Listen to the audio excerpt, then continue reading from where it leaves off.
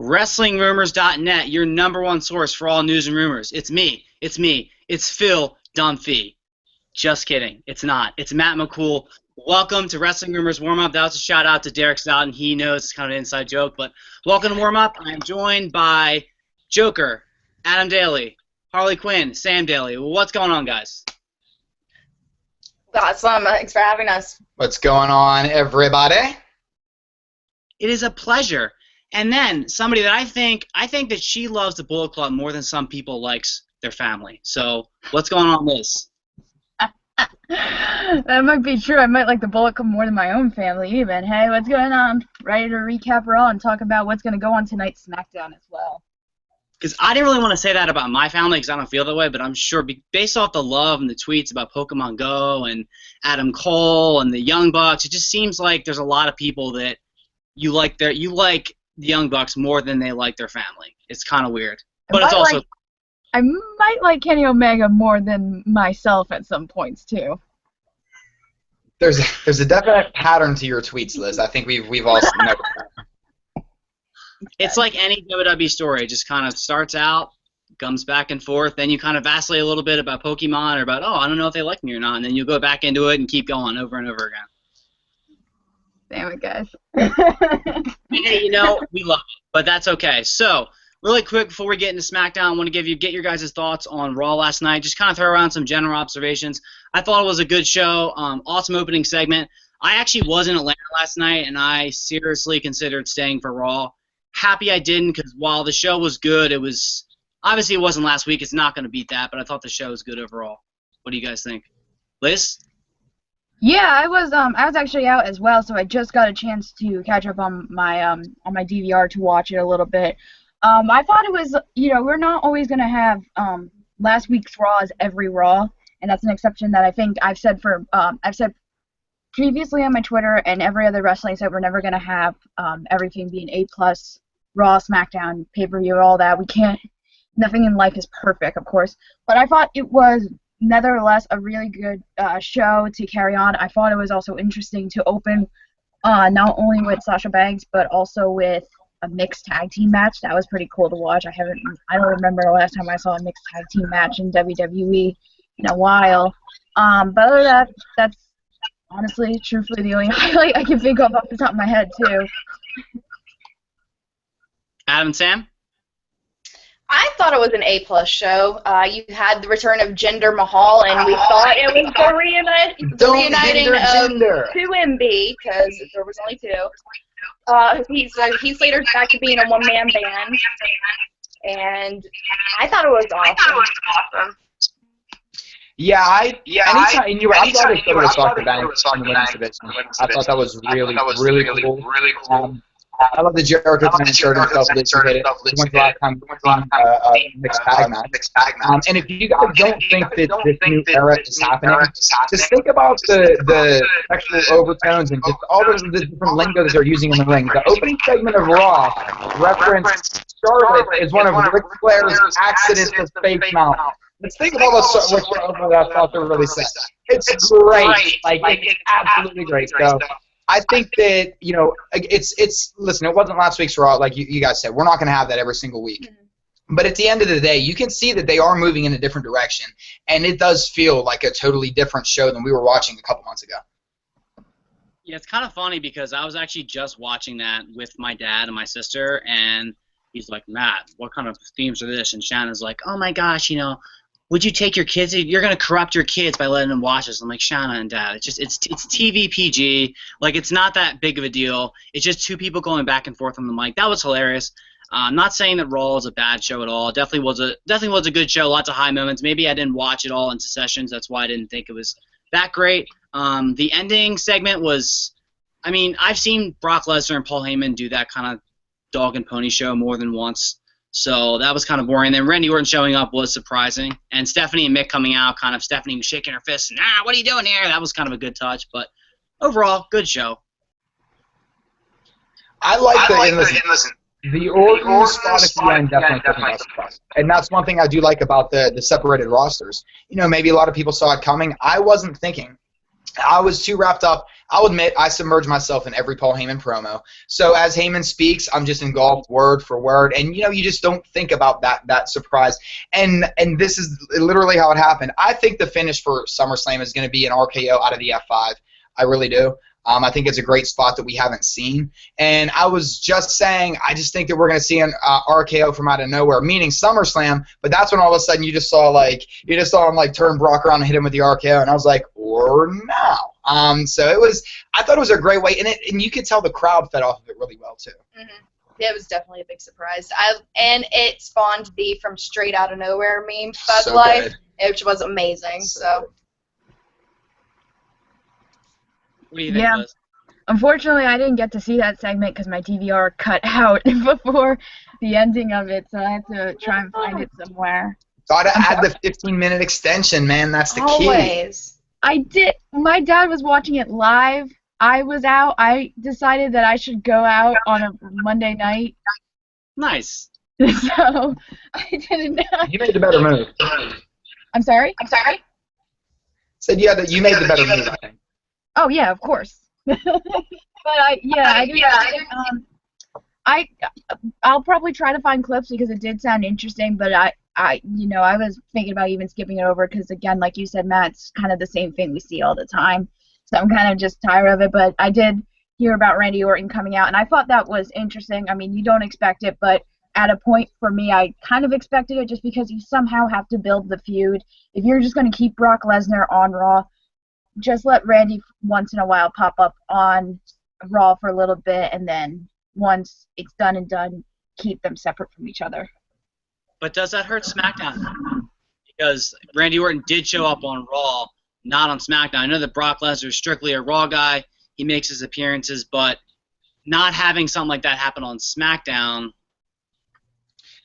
I think Brock is going to be on SmackDown. Yeah, I don't think that it's a smart thing to say that he'll never be on SmackDown or try attacking Randy Orton 1 week on SmackDown. It's kind of exactly the same thing Randy Orton did last night. I don't see why they can't do that with Lesnar.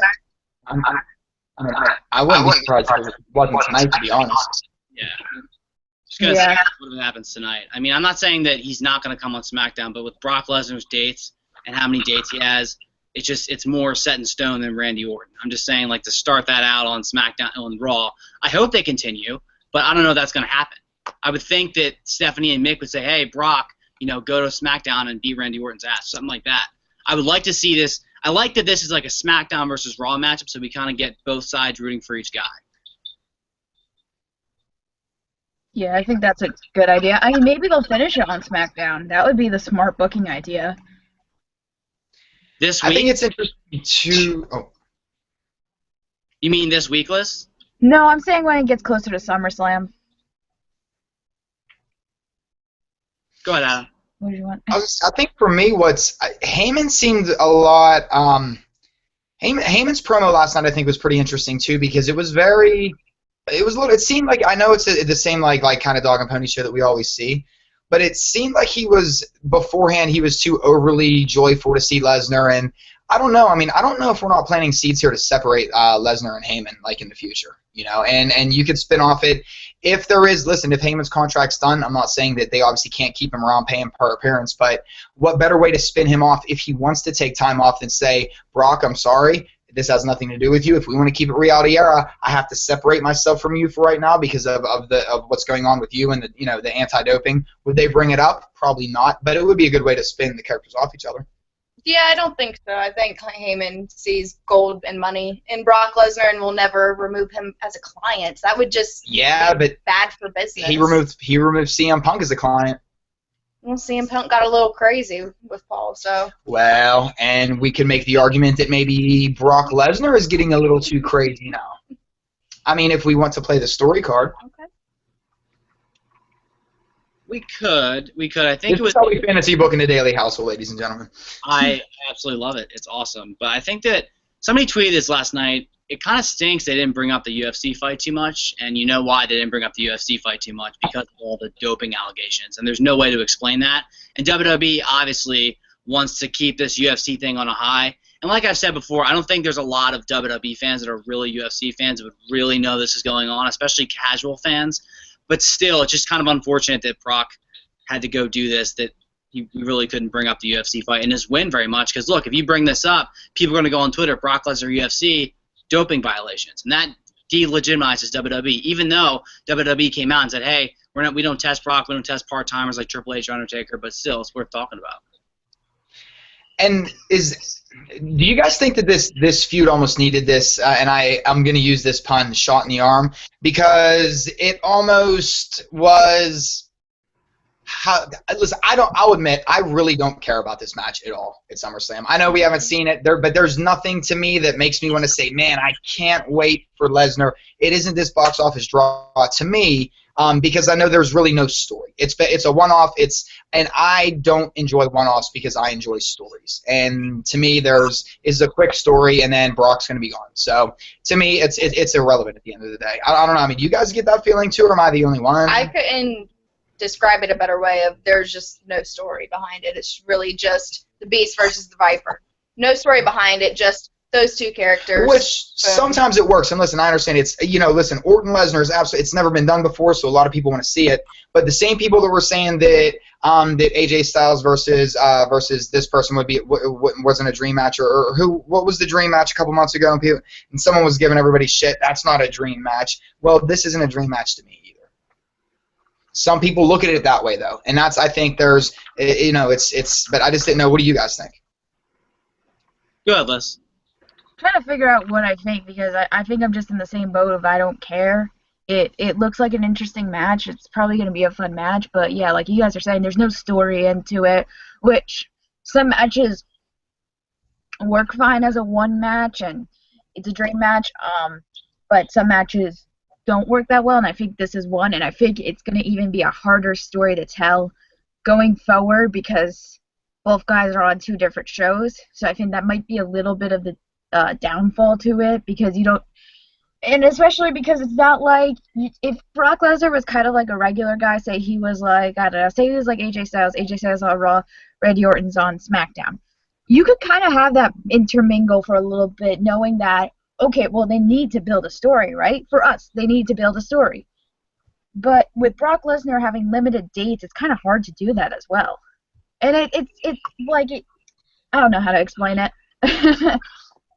Look, WWE is built, and let's think about this for a second, an 8-month storyline between R-Truth and Goldust. They can build any story they want. They could make a Cheez-It face off against me in the ring. It'll be interesting.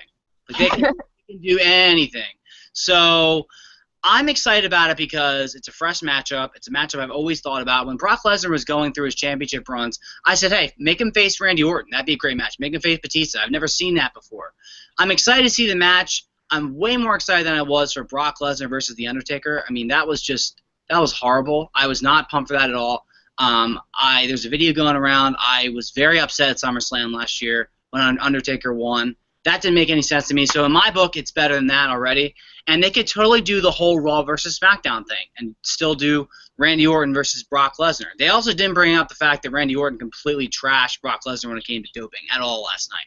They didn't even bring it up. So obviously that Orton thing was definitely off script. Oh, 100%. Yeah, I can believe that.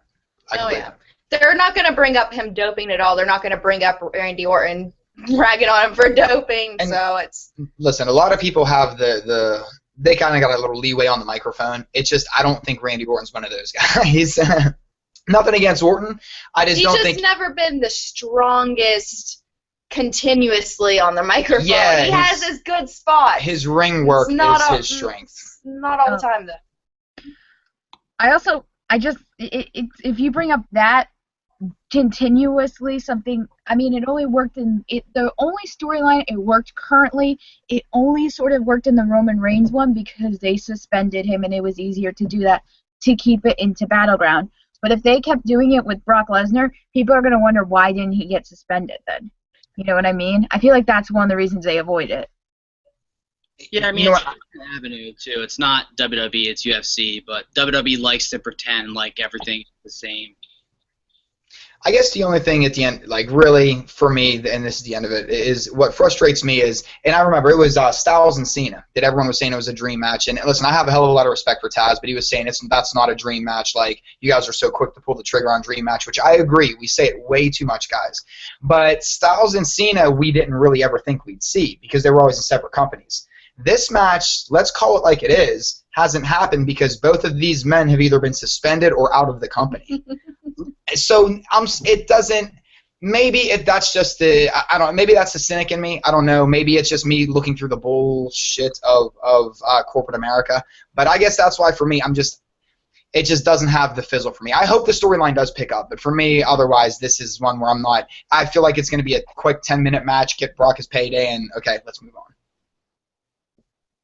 I hope it's a great match. I hope it's a much better match than last year. I really, really do. I mean, Undertaker Brock Lesnar last year, although I didn't really agree with the story or the main event status of it, it was a really good match. And I just am praying to God this is not the main event. I'm getting really, really scared it will be the main event, but I just really hope it's not. But we have to move on to Smackdown Live 5-point preview because we're almost running out of time.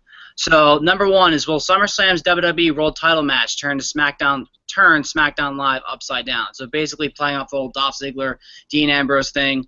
I think it turned WWE and the entire universe upside down. When Dolph Ziggler won last Tuesday, I was shocked, completely, utterly shocked. I kind of popped a little bit. I was like, okay, really? It's a new era. We're going to give that to Dolph Ziggler. So what do you guys think about what happens tonight on SmackDown and Dolph Ziggler being the number one contender? Well, I thought Ziggler was an interesting choice. I definitely didn't think they were going to go with him as being the next number one contender.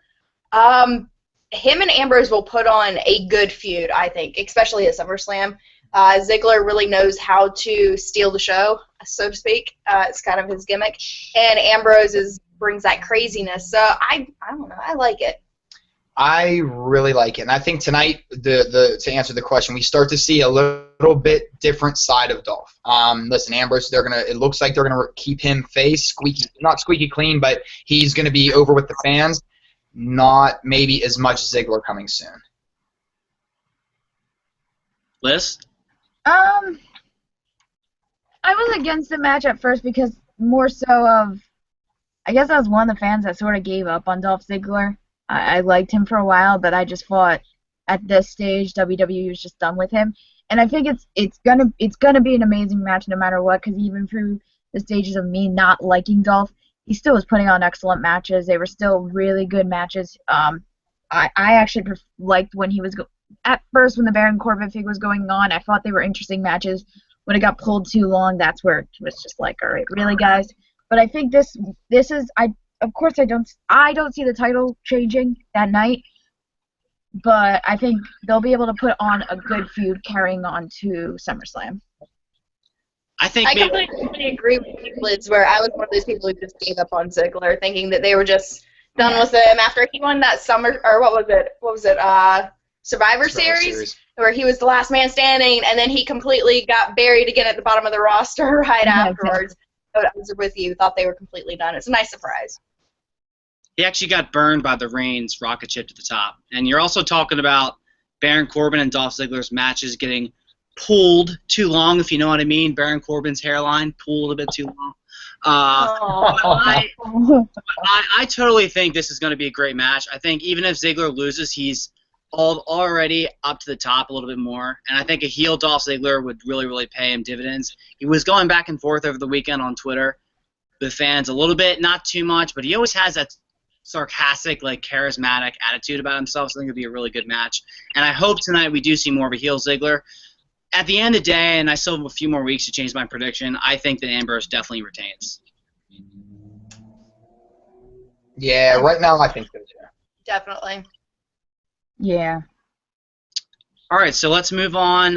Number 2, and we kind of already touched on this, is SmackDown Live prepared for a Lesnar invasion? So basically, Lesnar's going to show up tonight. Maybe. I don't think he. Go ahead. Oh, he is. Yeah, I didn't. I thought I read that. Anything. That's why I brought that up. I just didn't want to put my foot in my mouth, but they confirmed that, brother. I'm just looking at the 5-point preview, not the will Brock be there tonight. I think maybe they'll talk about it, and maybe Paul Heyman will say, okay, Brock will be on SmackDown next week. Maybe he'll come out and say something. But you also have to think that the show's in Atlanta last night. They're in Nashville tonight. So, again, it's a Brock Lesnar date, so you really need to make sure it's worth your while because he's going to get to pay a lot more than everybody else in the roster. It really just depends on what they want to do. But I think I would prefer to probably have Brock come on SmackDown unannounced like in a few weeks. There's still 3 weeks left. There's no reason to have it be tonight because then what do you do for the rest of the next 3 weeks? Because they already touched it once. Mm-hmm. Yeah. Completely agree. I think it would be better as a surprise and not announced. I think if you want to continue the feud onto here, I think it would just be interesting. And I know Randy Orton's weakness is the mic, but kind of having a back and forth with Paul Heyman or just having Paul Heyman there at one point, that would be the extent I would do to it, but I wouldn't do too much more. I think in a way they have to tease Lesnar, though, because Lesnar is such a big name. The casual fan isn't going to tune in to SmackDown as much as the hardcore fans like we are. No matter what, no matter how they split the roster, it's always going to be a fact of life that more casual fans are going to tune in to Raw. So, in a way, I totally agree with everybody that it would be a much better surprise, but you almost have to market him being there. Necessarily, you can. That's where Paul Heyman comes in very handy because where Paul Heyman goes, Brock Lesnar is going to be there. Well, okay, you don't get Brock Lesnar without Paul Heyman, but you can have Paul Heyman without Brock Lesnar. So you can and Heyman's not technically on either roster, so he can be on both shows just backstage causing chaos for Randy Orton. Who's a better draw? 1 week. Who's a better draw, Heyman or? If they're going to make it a surprise, that way you have to watch SmackDown every week to see if Brock Lesnar's there. No, my point is I think Heyman's actually a better draw than Lesnar. I'm sorry. Okay. I think from a story standpoint, I think to your point because Brock doesn't talk, I think Paul Heyman brings more to a program than Brock Lesnar does.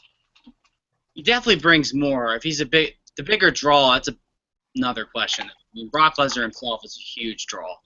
That's kind of tough to say. I mean, he doesn't bring as much to the show because he does just stand there and do nothing unless he's wrestling.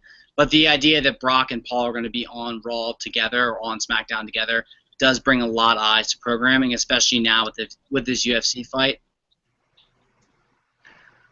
I think when it comes to appearance, Paul makes a bigger. It draws you more because you know if Brock's going to Raw or SmackDown, it's more of an appearance, and you're just going to hear Paul Heyman cut an amazing promo as usual. When it comes to pay-per-views, because he only wrestles pay-per-views, of course, that's going to be the more of the draw when it comes to SummerSlam or WrestleMania or any other pay-per-views that he's a part of. Other than that, that's how I feel about the two. But yeah, still standing on a point that I would rather. I think we already saw Brock, and of course it would bring more casual fans. Maybe casual fans do tune in tonight though because they saw Randy Orton. They think maybe something will continue on to SmackDown since he's on the SmackDown brand, which I think that was sort of a smart idea to have Randy on Raw, even if it was for that little bit. Makes sense. All right, let's move on. So this is for you, Liz, number 3. How will AJ Styles regain his edge? Oh, man. Of course, they start with me. Harsh, man.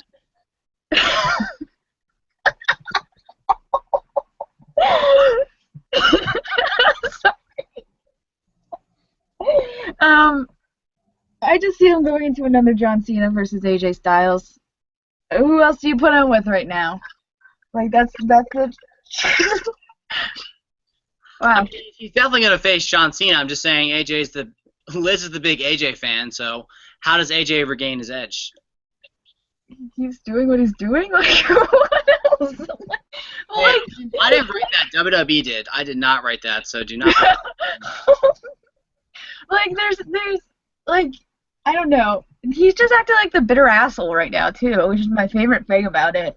Like the promo that he cut on SmackDown before the 6-man, where he was like, "Oh, Brian and Shane are against me because they picked me last for the 6-man, and they didn't draft the club." And I was like, "You're just a bitter asshole right now. Like, what the fuck's going on?" But yeah, I think tonight it's just he's gonna come out doing the same thing he did in that promo, just bitching.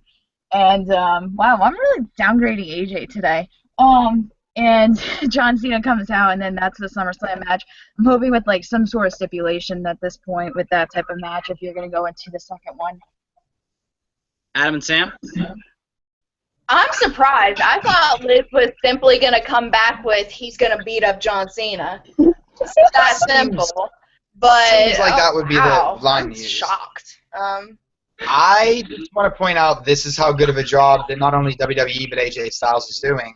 Is that super fan, maybe part-time stalker Liz is actually turning sour on AJ a little bit in a feud with, think about this, John Cena, who is like the anti-IWC. Think about this. So kudos to WWE, kudos to AJ Styles. Now, if you'll excuse me, I have to return some videotapes and go beat up John Cena.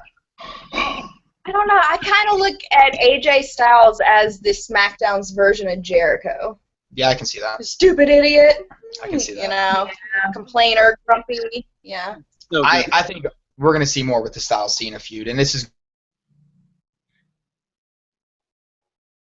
gonna. I really like what they're doing with Styles and Cena. So I do too, and I do agree. I think it should be like a last man standing match or something.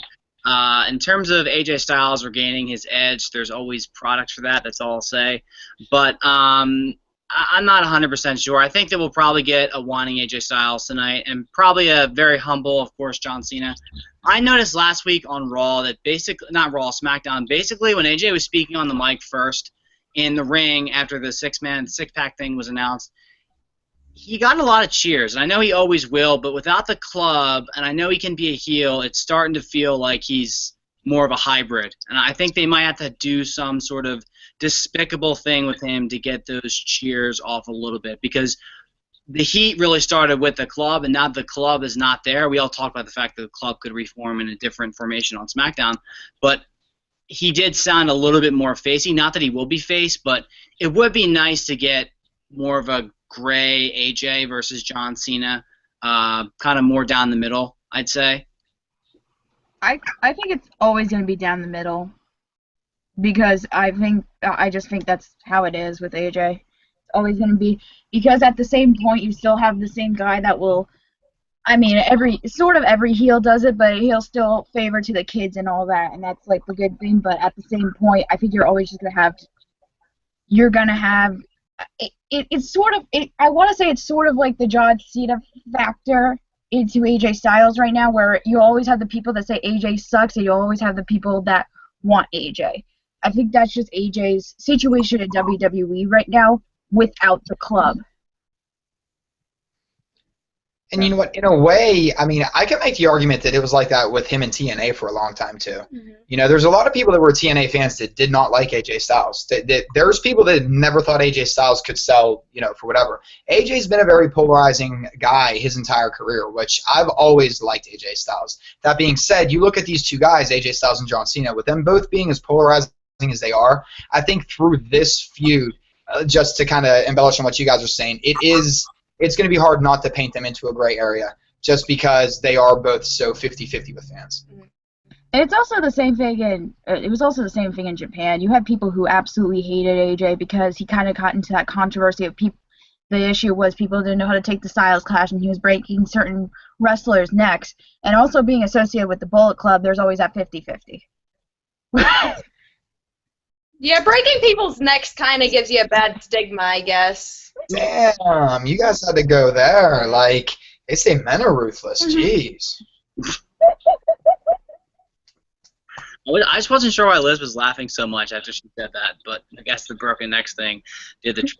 But we'll see what happens tonight. Let's move on. Okay, so who will stand out in SmackDown's live women's division? There's been reports today. Dave Meltzer, Brian Alvarez have reported that SmackDown will be bringing a Tag Team Women's Championship to their brand. All I have to say about who's going to stand out is look at the back of this title, and let's go from there. So it's going to be a Tag Team Women's Champion? No. Tag Team title. Yeah. Oh, okay. They're bringing both. Okay. Gotcha. Oh. That sounds awesome. The whole red thing was kind of a play on Eva Marie. I mean, as much as we all hate her, Like, that voiceover was just gold. Her entrance took about 7 seconds, and the heat, and it just allows people just to get pissed and yell stuff and throw beer and freak out. If she has a match at SummerSlam, that place is going to boo her out of the building, but it's going to work because she gets the heat. And it's just like Roman Reigns, they get the reaction. I've said this multiple times, and I agree with Adam. He said this. I almost like SmackDown's women's division a little bit better.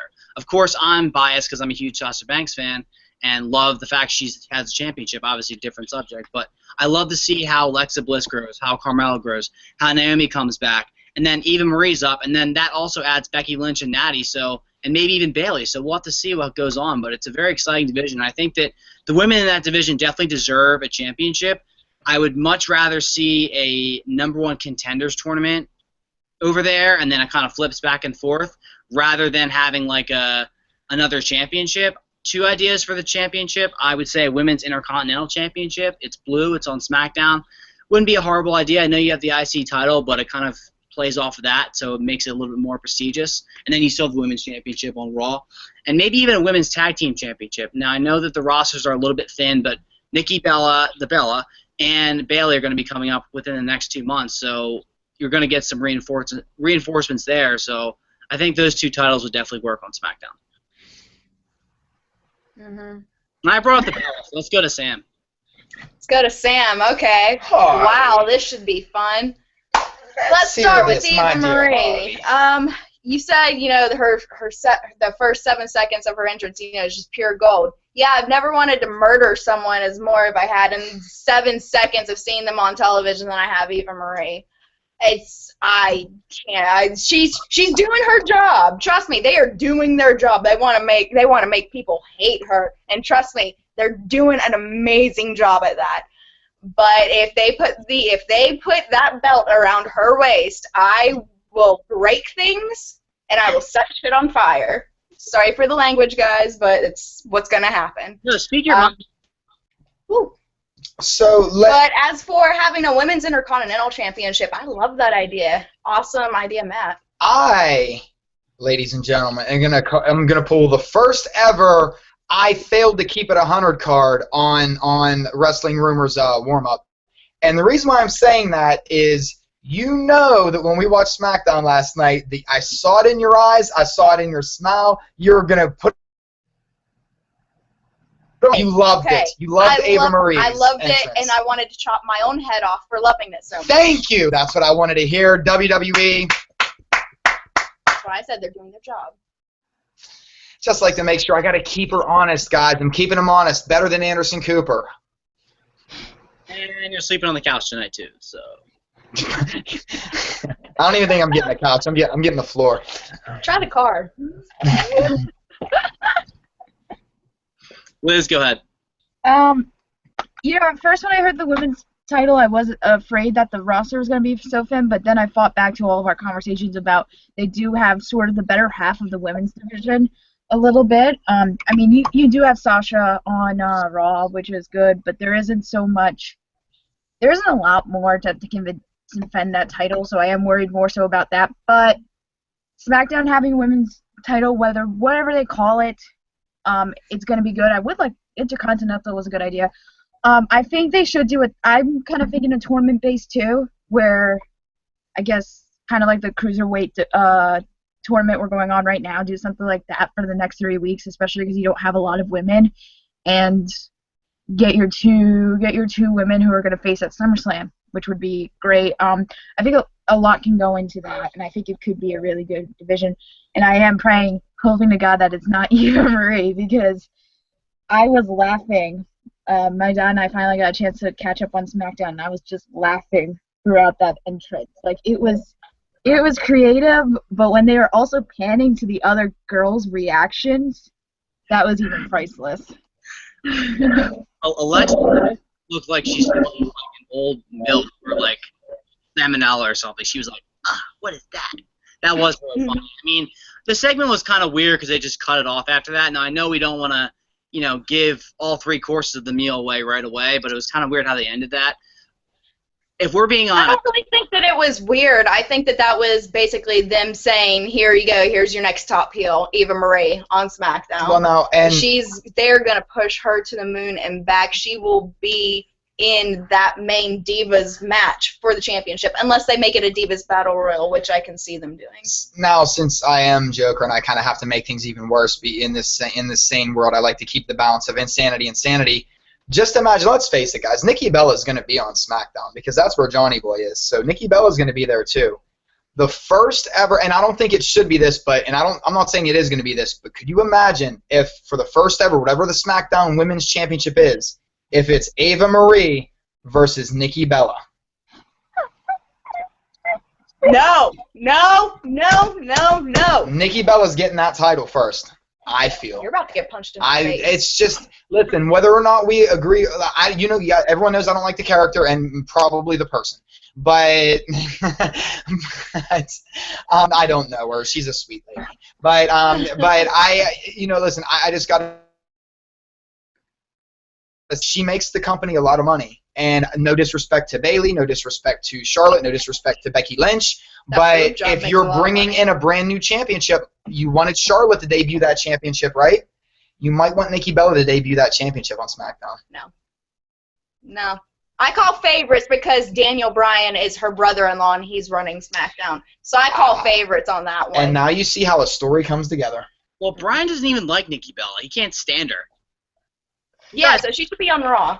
Bryan doesn't want her around. It'd be so annoying. Yeah, but I think John Boy wears the pants in the entire fucking family. Oh, I'm sorry. I'm so sorry. I haven't slipped out. I'm sorry, guys. Hey, I'm running the show tonight. It's completely fine. I mean, I personally think that Nikki Bella is going to be on Raw. Just be based off the eyes, all the merchandise. I don't want her to overshadow Sasha. I don't think that she will, but I think that she would be a good first opponent for Sasha Banks after she beats Charlotte to play off the heel thing. In terms of SmackDown women, I would like to see Becky Lynch kind of be the flag bearer over there, but it would do a lot more for one of the younger women on the roster. And let's be honest, Eva Marie will be that champion within the next year. It's just going to happen. Just get ready for it. And it's probably going to do really well because people just hate her. That guttural reaction from Sam, it was deep in her belly. She hates Eva Marie. She hates Nikki Bella. And I swear to God, if they're in a match together for the pipe bomb one week, we're going to have Adam record Sam watching that entire match, and that will be half the show because it will be entertaining as hell, and you can't do that. And now I really feel like Derek. Anyway, so let's move on to the final point tonight, the debut of American Alpha. So what do we expect out of American Alpha? Where do we want them to go on SmackDown? Ooh, I feel like they're going to be given a kind of bump-up match. Not a bump-up match. But kind of like how Nia Jax is kind of taking out indies. Yeah, a ramp-up match just to make them look strong, I guess, for their first match. They're going to take on, the Ascension or something. They'll take on a couple dudes my size, like they've been doing the past couple of Raws. They're going to do something ridiculous. They're going to be in a quick squash match where they're going to get the win just to make them look good. You know what? I think, but that's good though. I do think that's good for American Alpha because I think the casual fans that don't watch NXT as much, once they see American Alpha, this is going to be, and I know, and I understand this, guys. I'm going to get a lot of heat. This is going to be the WWE's favorite tag team now. I truly believe that. No disrespect to Enzo and Cass, no disrespect to New Day, no disrespect. I just think it's what they do in ring. We've wanted out of tag team wrestling for a very long time, and I think this is really going to. Again, you put a shot in the arm to the tag team division, and it's I didn't need to use that too much tonight. But no, I think that give them the local talent, let them show off what they can do, and then really start elevating them to whatever the tag team division is going to look like over there. Yeah, I mean, I would like to see them face the Ascension tonight. I don't think that you can give them a completely squash indie match. Because it's one thing to be really big like Braun Strowman and Nia Jax. And just a quick little side note, I just watched that little promo from that indie wrestler last night that faced Braun Strowman. And he was like, why are you here? And he's like, I'm making $1,000. If I win, I make $5,000. That's all he said. It was probably the realest promo WWE's ever had. Anyway. Real quick, Matt, just so I can piggyback off that. That dude looked like the rapper Krispy Kreme from Tosh.0. If anybody knows who I'm talking about, go ahead. Agreed. That's a good comparison. But I like to see him go against the Ascension, and then after that, maybe the Vaudevillains on the main roster. Not on the main roster. Yeah, main roster on SmackDown. I think that'd be a good contrast. And the Vaudevillains play heels really well, and they also have experience from working together in NXT. In terms of the title, I don't really know what they could do. Maybe the United States Tag Team Championships. because of American Alpha. My best guess. Not a I like the way you think. I like your moxie, kid. I like your moxie. I wouldn't mind that, to be honest. I really wouldn't mind that. Yeah. Liz?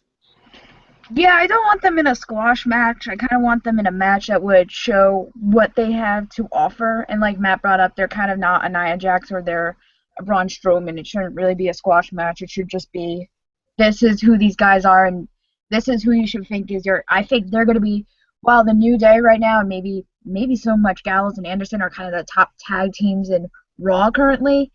You need to establish American Alpha as the top tag team in SmackDown because that's what they're going to be. Those guys, I was like telling my dad because I got so excited seeing that little promo. I was like, these guys are everything. They are amazing. Like, they're so charismatic and they got it on. You know, they were just a couple jobbers on NXT and they came up with this tag team and they're gonna be WWE's top tag team for a little bit, of course. So it's gonna be interesting. But they need a match that will show them off so the casual fans and the non-NXT fans can see who they are. It also gives SmackDown a huge rub. It gives SmackDown a lot of eyes from a lot of hardcore fans that just love American Alpha because we can't get enough of them. They're great in ring. They're charismatic. Like you said, Liz, great point that they basically came up from nothing. Chad Gable just was kind of hanging out. He debuted. Did the whole like backstage stuff with Jason and Chad Gable, and Jason Jordan's been on the main roster for years and never kind of caught fire. And I remember watching him last year in Philadelphia and being really impressed with his in-ring ability. And I'm like, well, they could do anything with this guy. Sky's the limit. And now he finally has a guy with him that has so much charisma that they kind of counterbalance each other really well. So we'll have to see what happens. But that's all the time we have. Thank you guys for joining us. Liz, where can people find you? You can find me at Lost in Stereo Liz on Twitter if you like the Bullet Club, apparently. The Bullet Club, Pokemon, Adam Cole, AJ Styles. All the Bullet Club members, I guess. Lots of good rock bands I definitely want to check out. Liz does a lot of media too, so check her out on that. Adam and Sam, thanks for coming on. Thank you. Follow me at LadyNexus13 on Twitter. No, follow